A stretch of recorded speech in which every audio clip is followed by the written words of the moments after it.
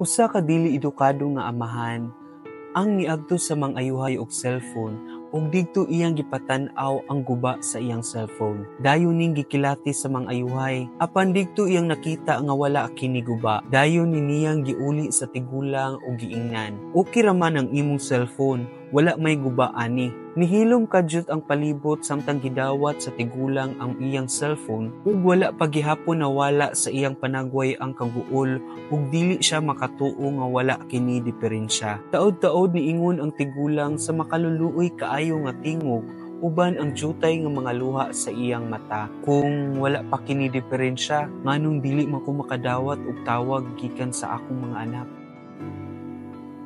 Kay ang tinuod mga amiga ug mga amigo, dili cellphone ang naay diferensya, kundi ang personal nga koneksyon sa iyang mga anak ngadto sa ilang amahan. Moral, kung asa man ka gidala karon sa oportunidad, ayaw kalimot pagpangumusta sa imong mga ginikanan, kay dili jud mawala sa ila ang kaguol, kamingaw ug kabalaka. Labi nagnaata sa layo. Garbo nila ang imong pagpanikamot, kalipay nila ang imong mga kabot. Apan ang imong presensya o tingog, maoy labaw nga makapahimuot. Maayong adlaw.